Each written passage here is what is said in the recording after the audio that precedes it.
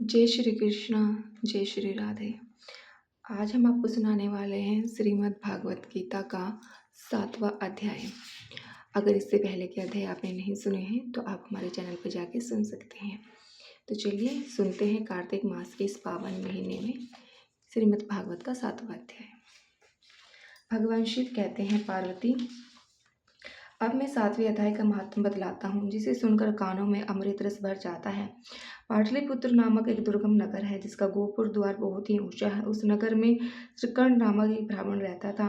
उसने वेश्यावृत्ति का आश्रय लेकर बहुत धन कमाया, किंतु ना तो कभी पितरों का तर्पण किया और ना ही देवताओं का ही पूजन किया।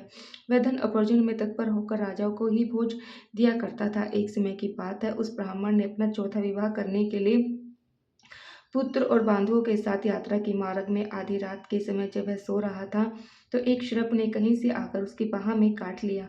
उसके काटते ही ऐसी अवस्था हो गई कि मणि मंत्र औषधि आदि से भी उसके शरीर की रक्षा नहीं की जा सकी।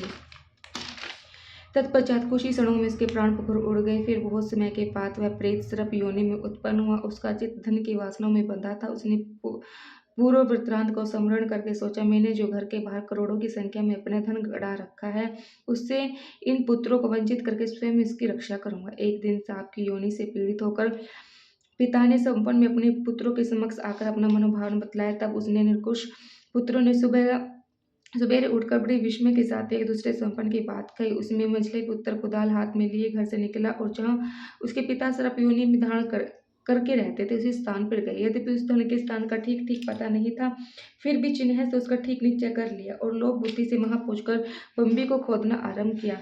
तब उस बम्बी को बड़ी भयंकर सांप प्रकट और बोला, ओ मूर्ख, तू कौन है? इसलिए किस लिए आया है? क्यों बिल खोद रहा है? अथवा किसने तुझे भेजा है? ये सारी बातें मेरे सामने बता। पुत्र बोला, मैं आपका पुत्र हूँ, मेरा नाम शिव है। मैं रात्रि में देखे हुए संपन्न से विस्मित होकर यहाँ का श्रवण लेने की कथा से आया हूँ। पुत्र की यह वाणी सुनकर वह सांप हंसता हुआ ऊंचे स्वर से इस प्रकार स्पष्ट वचन में बोले, यदि तू मेरा पुत्र है तो मुझे शीघ्र ही बंधन से मुक्त कर। मैं पूरा जन्म के गड़े हुए धन के लिए सर्प योनि में उत्पन्न हुआ हूँ। पुत्र ने पूछा, पिताजी आपकी मुक्ति कैसे होगी? इसका उपाय मुझे बतलाए, क्योंकि मैं इस रात में सब लोगों को छोड़कर आपके पास आया हूँ।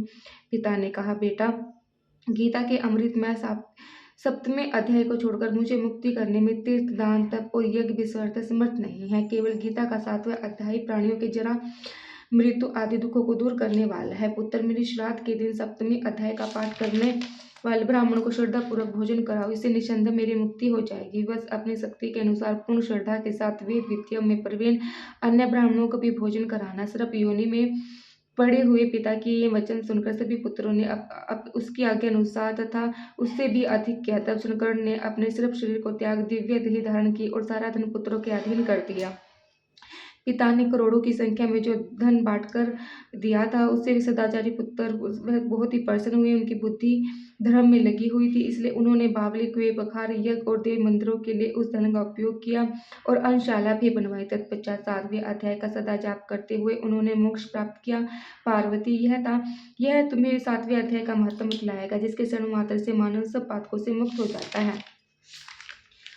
और अब हम आपको सुनाने जा रहे हैं 7वां अध्याय। ये आपने महात्म सुना था, अब सुनिए 7वां अध्याय। उसी के उपरांत श्री कृष्ण भगवान बोले, हे पार्थ, तू मेरे में अन्य प्रेम से आसक्त हुआ मन वाला और अन्य भाव से मेरे परायण होकर योग में लगा हुआ, मुझको संपूर्ण विभूति, अपल, ऐश्वर्य आदि गुणों से युक्त सबका आत्मा रूप जिस प्रकार से अंश रहित जानेगा, उसको सुन। मैं तेरे लिए इस रहस्य रहित तत्व ज्ञान को संपूर्णता से कहूंगा, जिसको जानकर संसार में फिर और कुछ भी जानने योग्य शेष नहीं रहता है।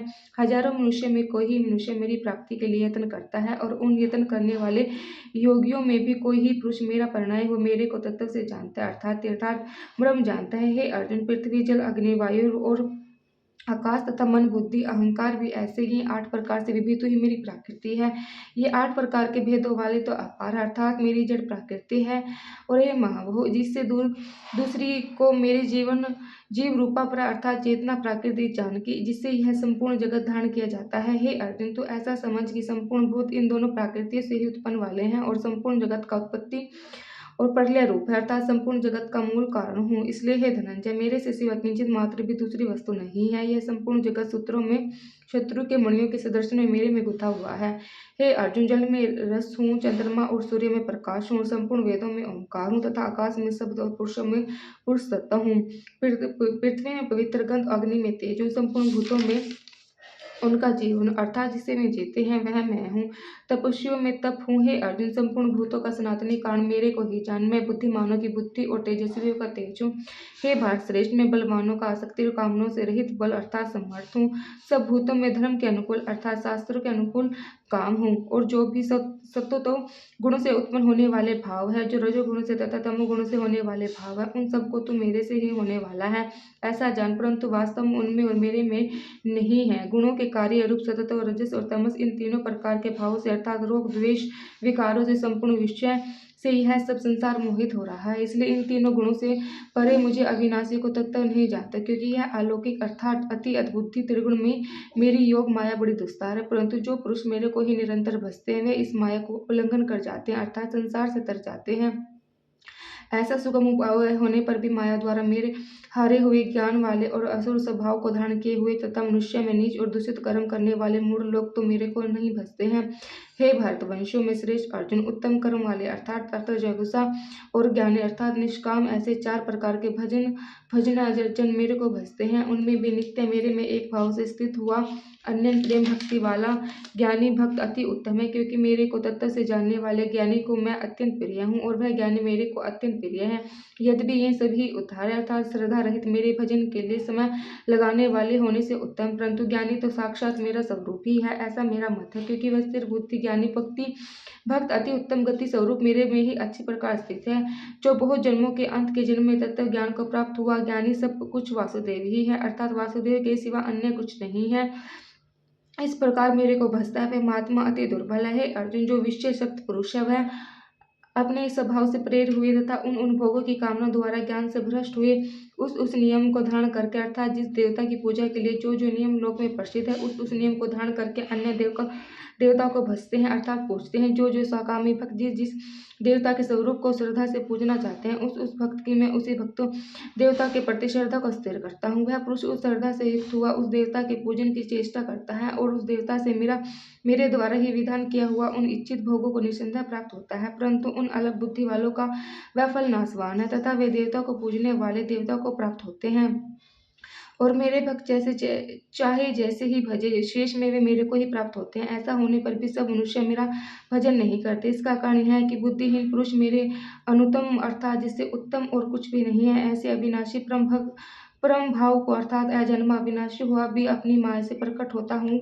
ऐसे प्रभाव को तत्व से न जानते हुए मन इंद्रियों से परे मुझे सच्चिदानंद घन परमात्मा को मनुष्य के भांति जन्म कर भक्ति भाव को प्राप्त हुआ मानता है। अपनी योग माया से छिपा हुआ मैं सबके प्रत्यक्ष नहीं होता हूँ, इसलिए यह अज्ञानी मनुष्य मुझे जन्म रहित अविनाशी परमात्मा को तत्व से नहीं जानता है अर्थात मेरे को जन्मने मरने वाला समझता है। अर्जुन, पूर्व में व्यतीत हुआ और वर्तमान में स्थित तथा आगे होने वाले सब भूतों में जानता हूँ, परंतु मेरे को कोई भी श्रद्धा भक्ति रहित पुरुष नहीं जानता, क्योंकि हे भारतवंशी अर्जुन, संसार में इच्छा और द्वेष उत्पन्न हुआ सुख दुख आदि द्वंद्व रूप मोहों से संपूर्ण प्राणी अति अज्ञानता को प्राप्त हो रहा है। परंतु निष्काम भाव से श्रेष्ठ कर्मों का आचरण करने वाले जिन पुरुषों का पाप नष्ट हो गया हो वे रोग द्वेष द्वंद्व मोह से मुक्त हुए और दृढ़ निश्चय वाले पुरुष मेरे को सब प्रकार से भजते हैं। जो मेरी शरण होकर जरा और मरण से छूटने के लिए यत्न करते हैं वे पुरुष उस ब्राह्मण तथा संपूर्ण आध्यात्मिक और संपूर्ण कर्मों को जानते हैं। जो पुरुष आदिभूत और अधिदेव के सहित तथा आदि योग के सहित सबका आत्मा रूप मेरे को जानते हैं अर्थात जैसे भाप पानी बादल धूम पानी और बर्फ ये सब जल स्वरूप है वैसे ही आदिभूत आदिदेव और आदि यज्ञ आदि सब कुछ वासुदेव स्वरूप है।